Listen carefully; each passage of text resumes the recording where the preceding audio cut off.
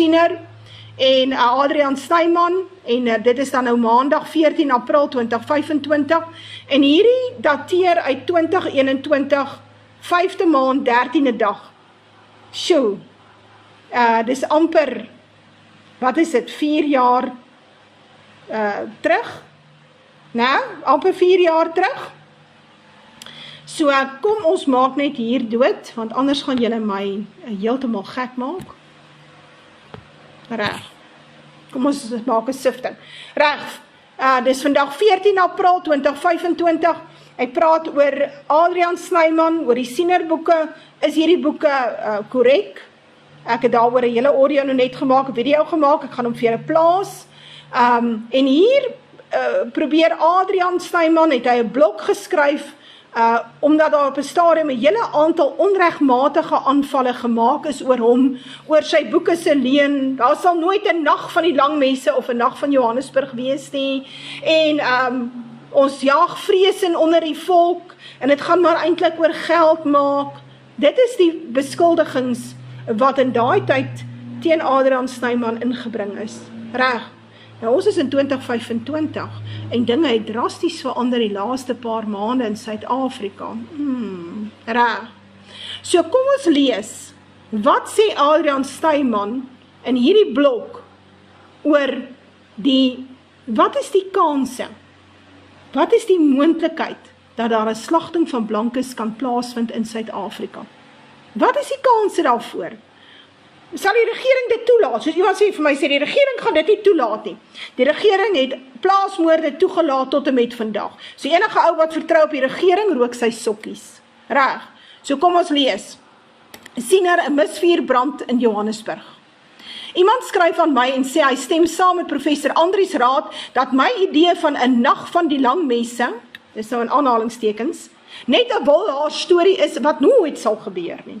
As dit so is, verduidelik dan vir my wat beteken die misvure en die mieliestronke wat Siener in Johannesburg sien brand het en wat in verskeie van sy gesigte voorkom.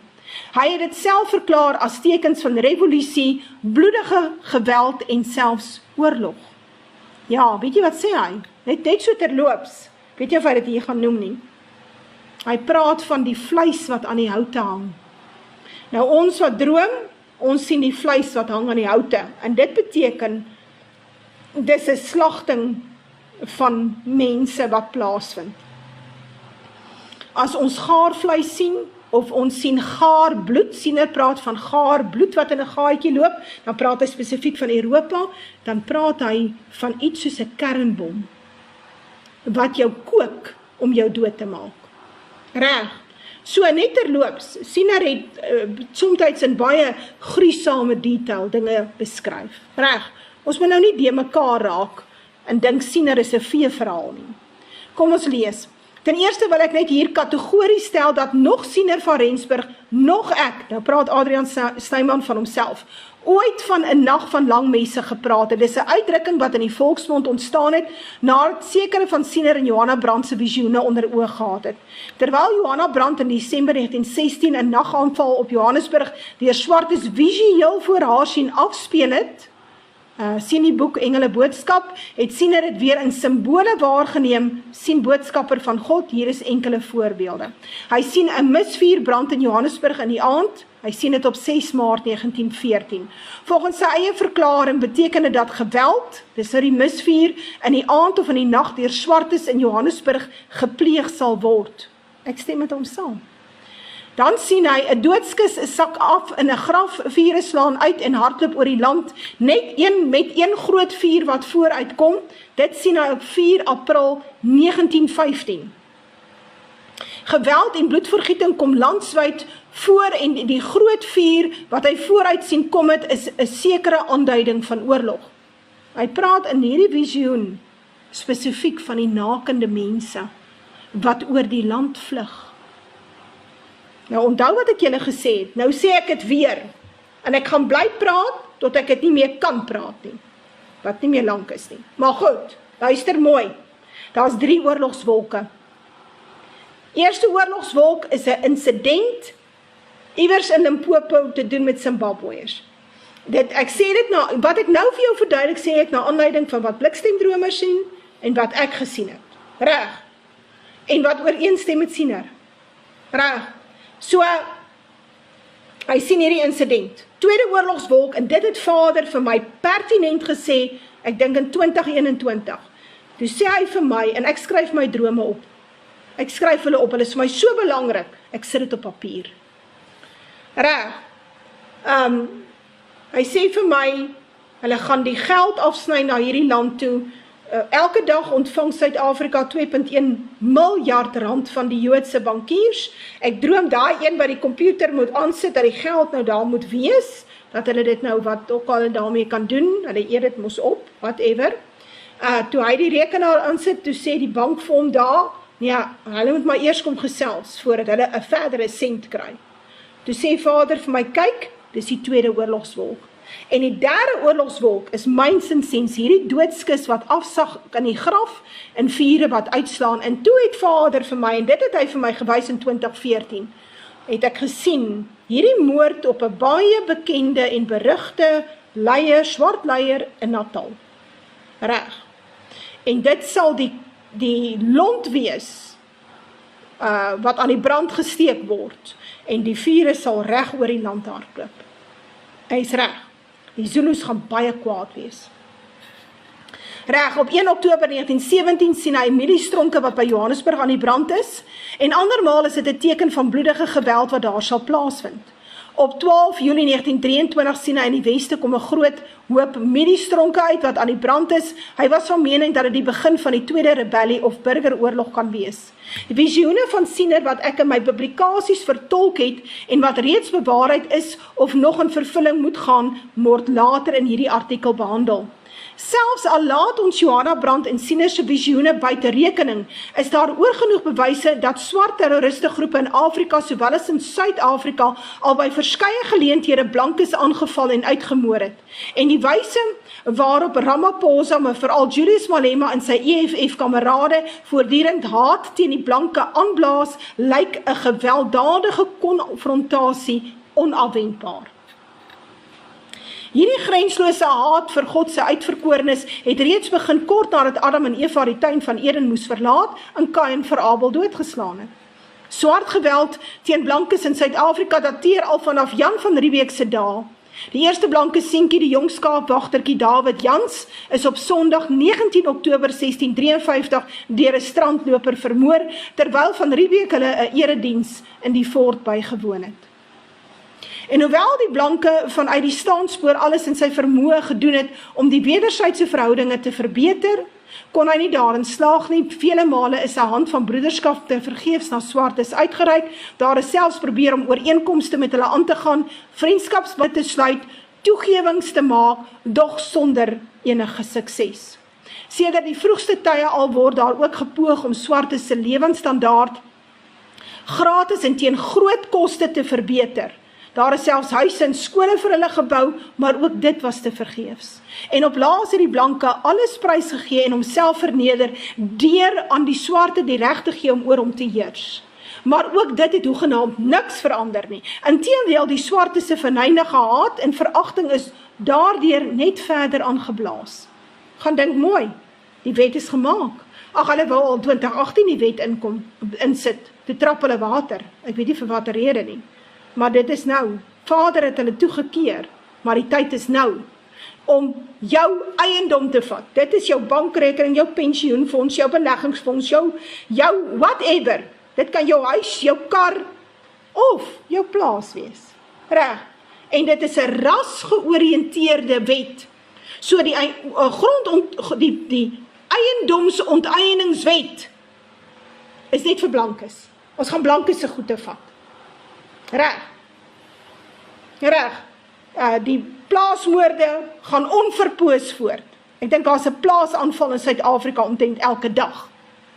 Dis gevaarliker in Suid-Afrika om 'n boer te wees as om 'n polisieman te wees.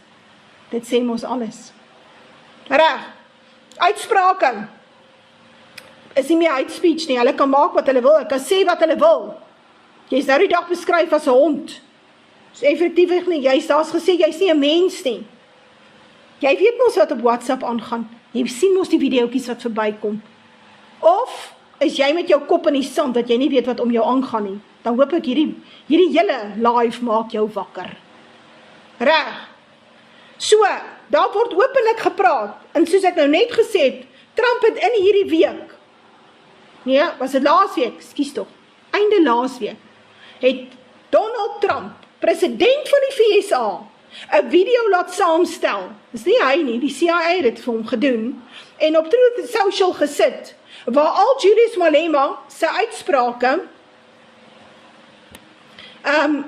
is daar neergesit, hulle het so by mekaar 'n compilation gemaak, wat sê, waar hy nou oral sê,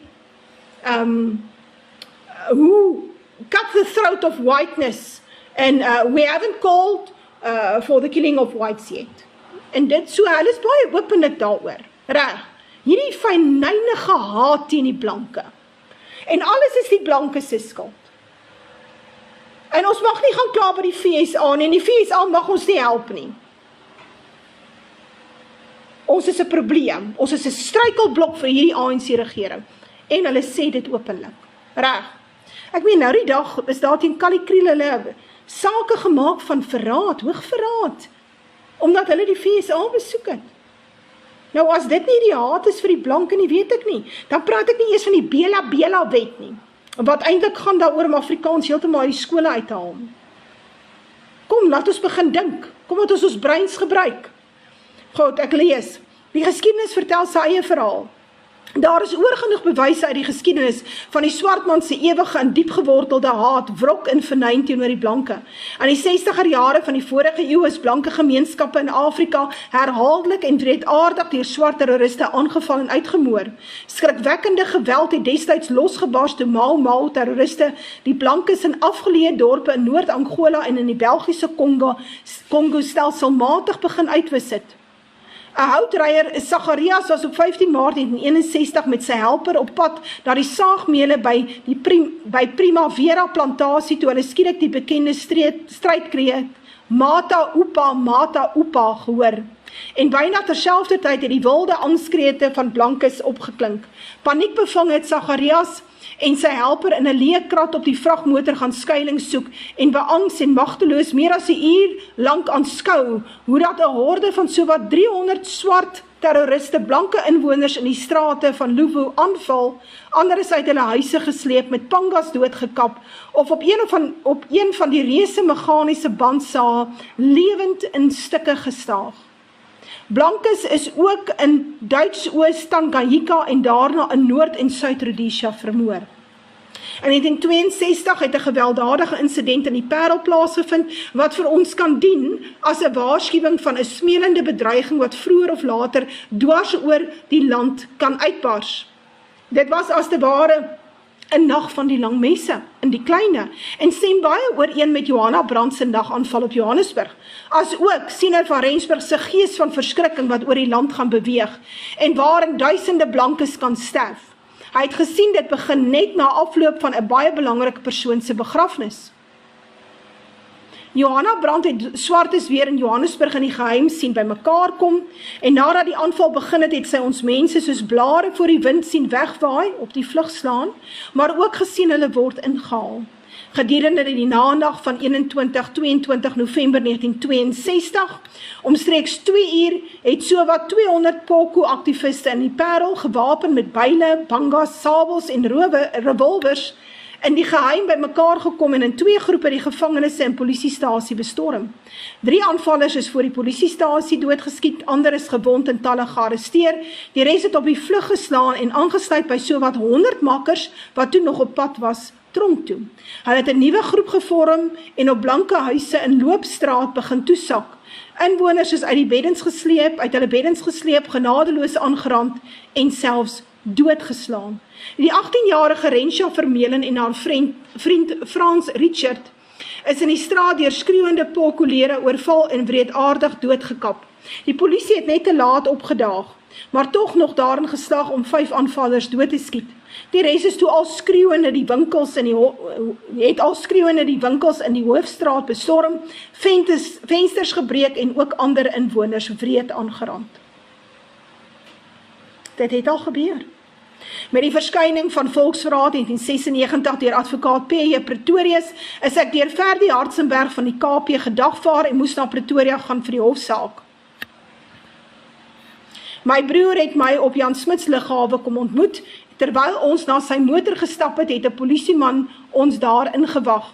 Hy vertel aan ons hoe dat hy 'n telefoongesprek tussen twee swart kollegas afgeluister het, terwyl hulle 'n nagaanval op Johannesburg se blankes bespreek. Hy het 'n blanke kolonel van Pretoria daaroor ingelig en die het ingegryp en die aanval is gevnyk. Maar volgens die kolonel het die terroristebende nie van hulle plan afgesien nie en het eenvoudig net uitgestel na 'n dag in die toekoms waarop hulle die blankes heeltemal onkant wil betrap. Die gewese nasionale intelligensieagent Des Barnardo, julle ken vir Double O Des, da? Gaan kyk daar op die internet, het onlangs self op 'n video oor Siener bevestig dat hy as lid van nasionale intelligensie ook bewus was van so beplande aanval op blankes. Daai video kan ek dink, kan jy gaan kyk, hy's nog op die internet. Onthou u nog die liberale teoloog wyle Dr. Nico Smit, wat voortdurend vir sy barbaarse swart broers in die bresse getree het deur blankes van rassehaat te beskuldig? Hy en sy gesin was enkele jare gelede in die nuus toe hulle 'n jaar lank tussen die swartes in Mamelodi gaan woon het. Volgens Nico Smit het 'n skartryk swart sakeman en 'n goeie vriend aan hom gesê: "Ons is moeg vir die vernederende wyse waarop wites ons behandel en ek wil weet of wit mense in hierdie land, in besonder Afrikaners, besef in watter kwesbare posisie hulle self bevind." En toe het hy Smit openlik gewaarsku dat 'n massa-aanval op blankes onvermydelik is, want versoening tussen wit en swart in hierdie land sal nooit plaasvind nie. Dit was sy woorde.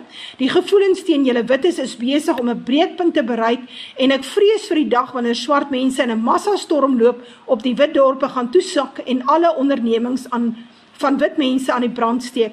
Sulke massa-opstote is immers nie onbekend in Afrika nie, sluit die aanhaling, het hy gewaarsku en toe bygevoeg, en sou die wit mense dan hoop dat die polisie of weermag tot hulle redding sal kom, moet hulle maar daarvan vergeet, want, sê hy, hoekom?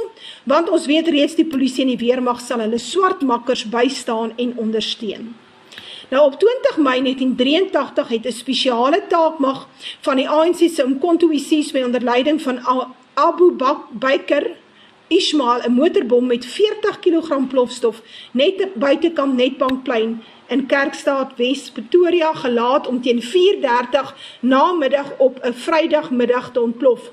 Die aanslag was gemik teen blanke lede van die Suid-Afrikaanse lugmag, wat meeste van die kantore in die gebou gehuur het. Omdat dit teen spitstyd afgegaan het, is verskeie burgerlike persone egter ook gedood en beseer. Hierdie spesiale taakmag is in 1979 deur Oliver Tambo, ANC-president, in die lewe geroep, maar ten tye van die aanval moes hulle aan Joe Slovo, die personeelhoof, rapporteer.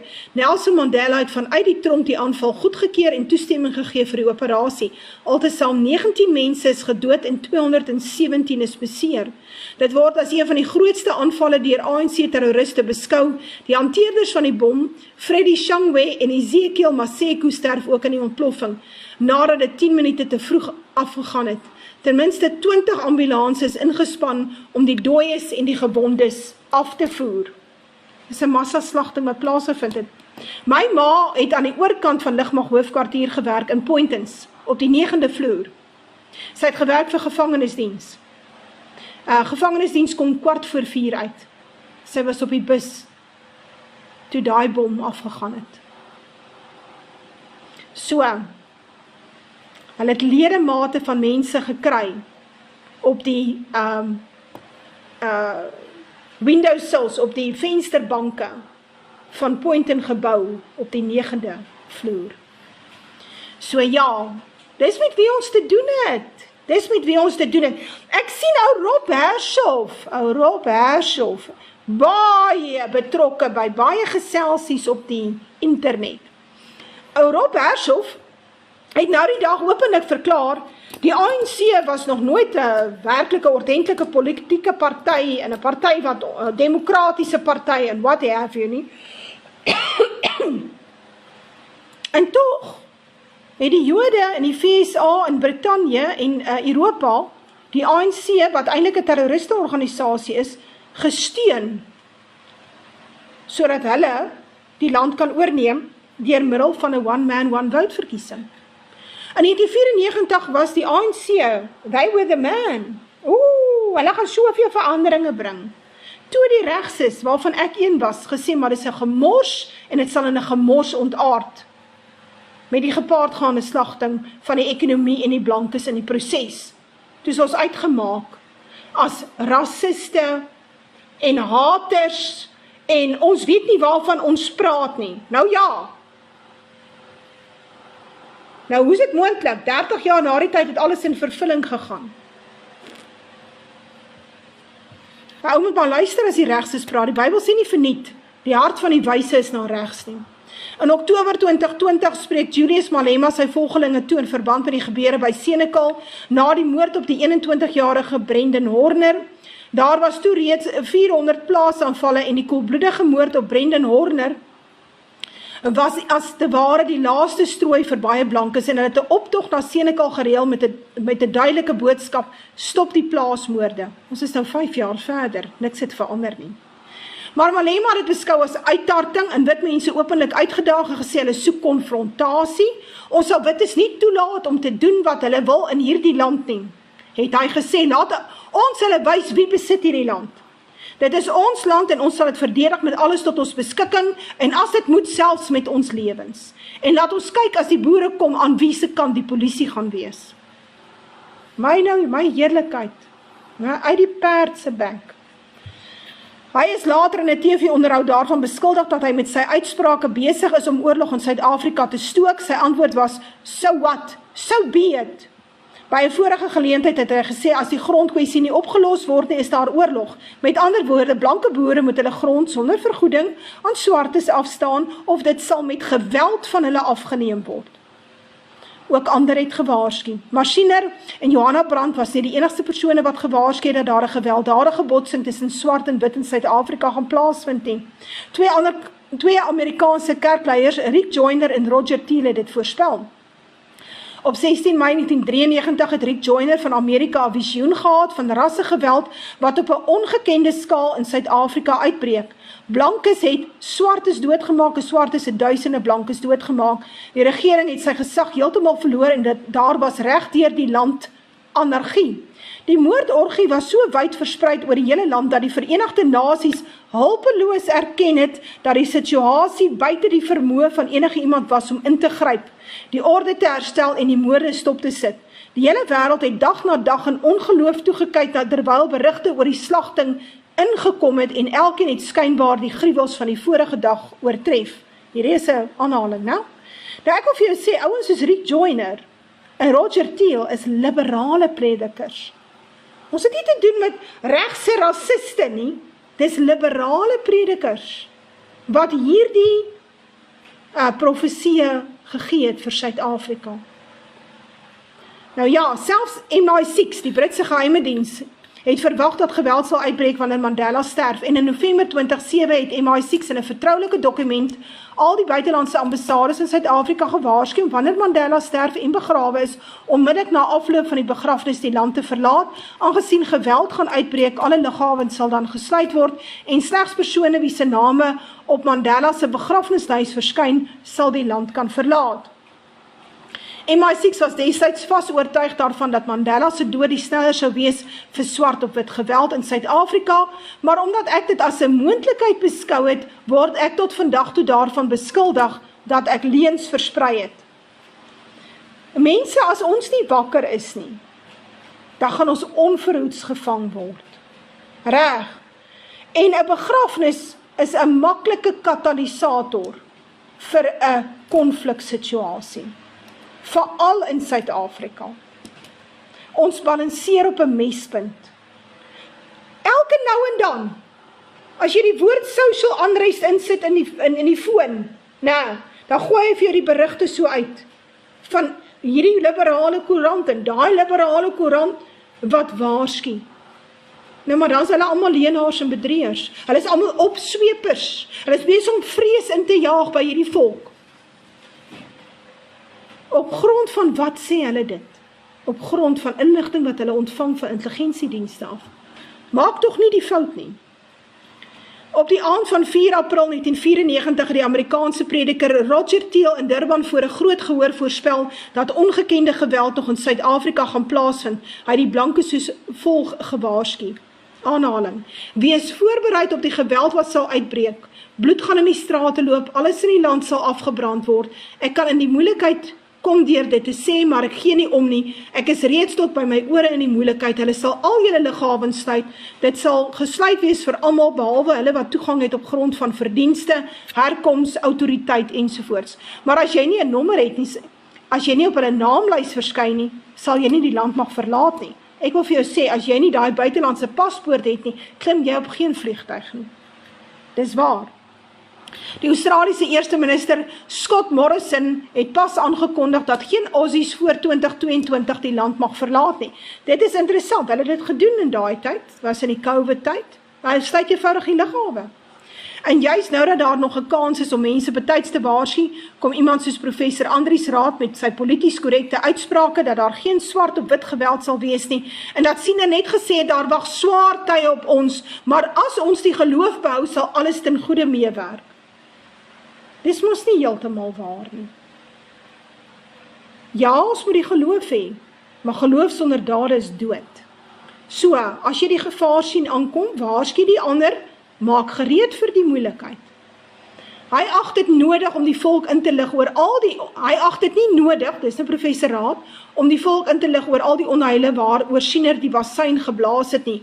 Onheile wat hy breedvoerig en in die fynste besonderhede vir ons beskryf het. Hy het dit gesê. Professor Raad het egter die maklike en die polities korrekte uitweg gekies deur eenvoudig al die rampe, ellendes, armoedes, droogtes, kragonderbrekings, plunderings, voedselskaarste, moord en doodslag wat ons moet verduur onder die vaardenkmantel van swaar tye saam te vat. Maar Siener het nie net gepraat van swaar tye nie, het elkeen afsonderlik vir ons beskryf. Sy hoofdoel met die blaas van die bassein was tog immers om ons nie net te waarsku en aan te moedig om die geloof te behou nie, maar veral om ons in te lig oor presies watter onheile daarop ons wag, as ons sou weier om die knie voor God te buig en tot hom terug te keer. Ook is professor Raad se vertolking van sekere visioene soms heeltemal absurd, soos byvoorbeeld die gesig van 4 April 1915, waarin 'n belangrike persoon sterf en vure dan rondom sy graf uitslaan. In Siener se gesigte is 'n vuur altyd 'n teken van geweld en bloedvergieting. In die dagblad Beeld beweer professor Raad dat hierdie visioen betrekking het op Siener se seun Willie wat in Kimberley in 1915 aan maagkoors gesterf het, terwyl hy Siener in Johannesburg in die tronk was. Willie was egter geen belangrike persoon nie, maar slegs een van die 600 rebelle wat in Duitswes toe gegaan het om die traktate met Duitsland te teken. Met sy begrafnis het daar ook geen vure uitgestaan nie. Ook was daar geen geweld of bloedvergieting nie. Die begrafnis het stil, rustig en byna ongesiens verloop met net 'n paar vriende wat by sy graf teenwoordig was. Nou daai visioen van die kus wat in die graf afsak, gaan gepaard met die woorde en nakende mense verskyn oor die land. Menende die volk vlug. So, ek meen, by dit gaan verbykom, weet ek nie. Ons is op pad na die begrafnis van 'n baie belangrike swart leier, met die gepaardgaande geweld. Ek sê dit want ek het dit self gesien. 'n ander visioen waarmee Raad ook heeltemal mistas is die een wat Siener se dogter op 1 Oktober 1917 opgeteken het. Hy sien daar is mieliestronke by Johannesburg aan die brand en dan kom daar 'n ry swart assegaaie tevoorskyn, mieliestronke wat brand dui op bloedige geweld en die ry assegaaie wat verskyn wys vir ons wie daardie geweld voor verantwoordelik is. Ja, dis mos nou logies. Maar volgens professor Raad het hierdie visioen betrekking op die 1922 mynstaking in Johannesburg. Nou ja, dit kan ons nou nie wees nie. Ons sien dan nou duidelik die tekens van vandag. Jy weet, hoe hy by daardie staking uitkom weet nigter, want slegs blanke mynwerkers was daarby betrokke en Jan Smit se blanke polisie en weermag het dit met geweld onderdruk. Siener se ry swart assegaaie kom nêrens in die prentjie voor nie. Ek kan nie daai woord sê nie, julle verstaan dit, né? As jy daai woord sê in Suid-Afrika word jy toegesluit. So jy mag dit nie sê nie. Nou ja, Nou die staking het begin toe die Kamer van Mynwese besluit het om 2000 wit werkers af te dank en met goedkoper swart arbeiders te vervang. Vir die blanke vakbonde was dit onaanvaarbaar, hulle het begin staak. Op 10 Maart het Smuts Kruiswet afgekondig, persoonlik beheer oorgeneem en loods 'n onverbiddelike en genadeloose veldtog teen sy eie mense. Vanaf 10 Maart tot 14 Maart het meer as 20.000 blanke troepe ondersteun deur tanks, selfs vliegtuie na Johannesburg opgeruk. Die gevolge van die regeringsoptrede was katastrofies. Altesaam 214 mense is dood, die meeste van hulle stakers, en 42 van die wat gedood is, was onskuldige bystanders. Reg. Onthou wat ek vir jou gesê het? Wat sê ek? Siener sê op 'n ander plek, hy sien die stakers kom sleg daarvan af, want hy sien 'n afgeslagte skaap. Ek het nou vir jou gelees, 11 Maart 1922, groot klomp mense kom af in die straat van Johannesburg, dan sien hy 'n afgeslagte skaap. So wat beteken dit? Slagting van blankes. Het jy 'n slagting gehad van blankes? Hier het hy die geslagte skaap, naamlik hierdie vermoord op hierdie blanke mynwerkers, is dan dieselfde as 'n slagting van blankes in Johannesburg, want hy gebruik dieselfde simboliek. Nou ja, 'n groter staking is die van 1922, want ek net gou sien hoeveel is nog oor. Adrian het vermoë om lang te skryf. Gats. Ek gaan net om kortliks doen, hierso. Ek gee gou kans. En nog 'n gesig sê Siener die dag wanneer ons ergste droogte in ons geskiedenis beleef, en waarskynlik die afgelope 5 jaar die geval was, dan sien ek in Johannesburg 'n baie groter staking as wat daar in 1922 was. Hierdie reuse staking sal begin nadat die land reeds deur kragonderbrekings na die ander getuister is. Dit gaan nog so erg word, sê Siener, dat party mense vuurmaakhout sal soek om kos mee gaar te maak, terwyl ander weer koue pap sal moet eet op verskeie plekke, sal daar ook geen drinkwater wees nie. Nou ja, hierdie is 'n baie belangrike merker. Hierdie staking is 'n baie belangrike merker. Nou ja, ons weet daar's salarisverhogings en ons weet hierdie land sukkel om sy onderwysers te betaal. Dis nou die dag gesê, dit is hoekom hulle 'n wetpersentasie verhoging gehad het van die wet. Ek het video's geplaas waar die minister van Finansies gesê het, hulle gaan sukkel om hulle staatsamptenary te betaal. Nou kan jy nou dink, as die buiteland nog geld afsny na Suid-Afrika toe, wat gaan die vakbonde dan doen? Die vakbonde gaan die land op horings neem. Hulle gaan eis dat hierdie regering afgesit word en 'n ander regering in plek gesit word. Een wat nou die saak kan beredder. En ek sê vir jou, daar's niks wat Suid-Afrika kan red nie. Geen regering kan Suid-Afrika meer red nie. Nie meer die hoeveelheid geld nie, nie meer die 60 tot 80 miljoen vreemde migrants wat ons het in die land nie. Dis nie moontlik nie. Gooi dit saam met 'n derde wêreldoorlog en Suid-Afrika sal in chaos vergaan. En dinge sal eers op 'n baie latere stadium verbeter. En dit sal nie nou wees nie. Goed, so, kom ons praat, kom on na iets anders.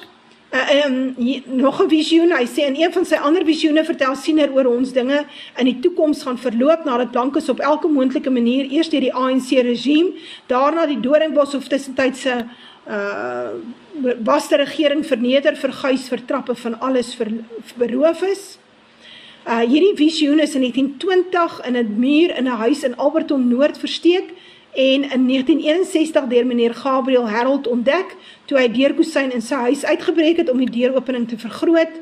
Artikel hieroor het op 22 Januarie 1993 in die Transvaaler verskyn. Die onderstaande is 'n uittreksel daaruit. Oom Klaasie sê hy sien in 'n verre toekoms die parlementslede in Kaapstad as 'n bondspan, met ander woorde hulle is van verskillende rasse. En alles wat nou bo sal dan nou onder wees en die wat nou basis sal dan nou Klaas wees. In daardie tyd sien hy die volk is leierloos. Dan sal hulle, dis nou die volk, ding in sy eie hande neem, daar sal 'n groot stilte heers net voor die storm wat kort maar gewelddadig maar kort van duur sal wees, losbars. In die storm sien hy 1 emmer bloedomval, geweld en bloedvergieting, die vuurkleer word daarin gedoop en dan wapper die bloedvag oor ons as 'n vrye volk. Wat ek wil vir jou sê, hy sien 'n emmer bloedomval in Noordwes. En ek dink hy sien 'n emmer bloedomval in die Vrystaat. En ek het met julle gepraat oor die sibbe. So, dit is mos alles tekens van massiewe bloedvergieting. Nou ja, Siener het in hierdie gesig in 1920 ook aan 'n predikant Dr. Servaas Rousseau van Swellendam bevestig, toe hy gesê het, hy sien 'n emmer bloed in die noorde van ons land omval, en die rooi kielhouer, die smeltkroes, die gees van verskrikking oor ons gaan. En nog elke keer wat Siener 'n emmer bloed sien omval het, het dit op 'n groot menseslagting uitgeloop.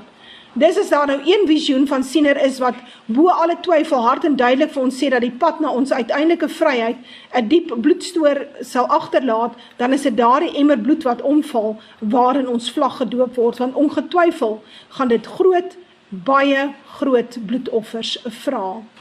Om dit nou bloot af te maak as swaar tye is misleidend en onverantwoordelik, want swaar tye sê vir ons niks, absoluut niks van die bloedoffers wat van hierdie volk gevorder sal word nie. Ongelukkig gaan baie van ons mense nog met parels op die oë sit, na die raad grashalm gryp en vasglo dat daar geen geweld of bloedvergieting tussen wit en swart sal plaasvind nie, dan is daar 'n klomp wat glo daar se wegraping, en dat alles ten goeie sal meewerk solank hulle net die geloof behou. Maar daar staan toch geskrywe dat geloof sonder werke dood is. Dus die rooi kielhouer gaan hulle onverhoeds oorval, en hulle sal deur vrees en paniek beetgepak word, die gees van verskrikking, wat sal maak dat hulle verwilderd en angsbevange op die vlug slaan, soos Siener gesê het. Nou ja, dit is hartseer. Ek gaan nou nie vreeslik ver luister, ek gaan kyk of daar nog so iets is. Jy praat 'n bietjie van Siener se gesigte van die dag. Jy kan jy gaan kry op vaandel.co.za, so hierdie beriggie is daar, hierdie blok, jy kan hom gaan lees. Wat het hy alles gesien? Hy het hierdie swart meerderheidsregering gesien, hy het die bloedvergieting gesien daarna by Rustenburg. Hy het gesien die spoorlyn tussen Prieska en Lourensbaai word herstel. Al hierdie goed het klaar in vervulling gegaan. Swart opstande, stakings wat dreig, xenofobiese aanvalle vind plaas, mynstakings, voortdurende kragonderbrekings, blankes word tuis en op die plase vermoor, blanke boere sal nog op plase vermoor word, landerye lê onbewerk weens kwaai en uitgerekte droogte. Dis alles goed wat 'n vervulling gegaan het, hè? Reg. So, hy sien hierdie goed, hy sien ook die uitbreek van die Derde Wêreldoorlog. So, maar miskien, net miskien, ek is nou miskien nou nie baie skerp nie, maar miskien, net miskien, moet ons begin luister na hierdie profeet. En ons moet die boeke lees. En as jy nie die boek wil lees of wil koop nie, Deborah het hom vir jou voorgelees. Jy kan hom gaan kry daar op Telegram gratis en verniet. Dan kan jy luister as jy met die kar werk toe ry, of in die aand by die huis sit. Lekker luister, 1 halfuur na 40 minute, wat ek baie keer hom voorlees. En ek beloof vir jou, ek het vir jou 'n baie nugtere uiteensetting en kommentaar gegee. As daar nou iets was, dan sê ek stem nie saam hier nie, dit beteken eintlik dit. Ek het baie keer my eie opinie gegee.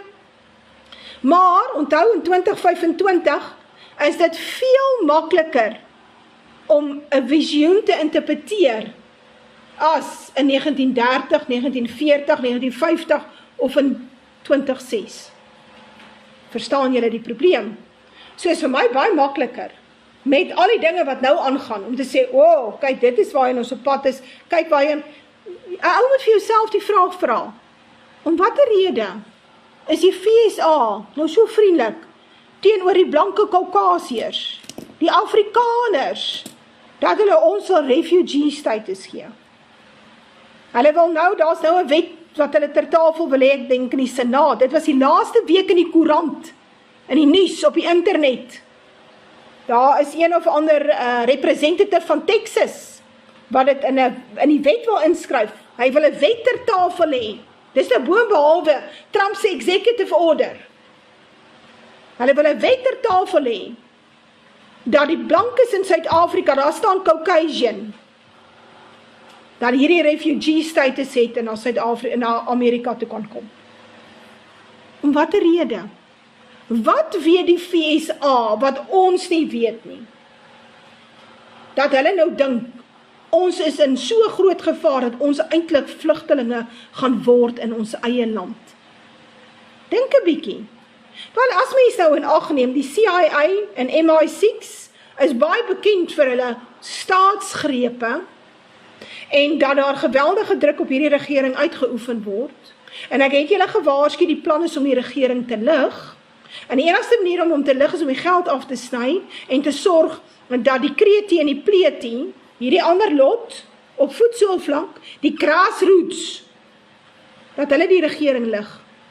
En terwyl hierdie massiewe bloedvergieting en revolusie in die land aan die gang is, wel dan kan die VN regmatig ingryp en 'n nuwe regering in plek sit. En dit is net wat hulle gaan doen.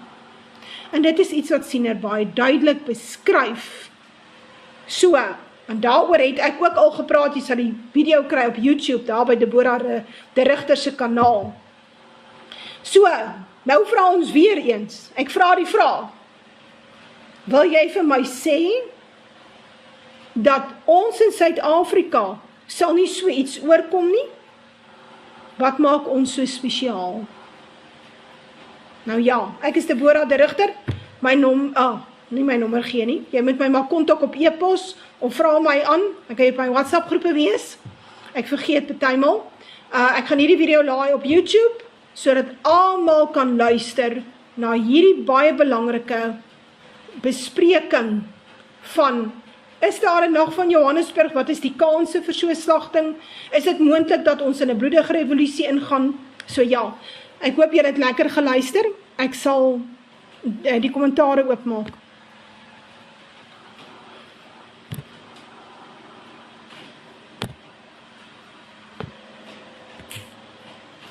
Goed, right, enige iemand wat iets wil sê? Right, ouens, praat gou. Laat ek kyk wat kan ek doen.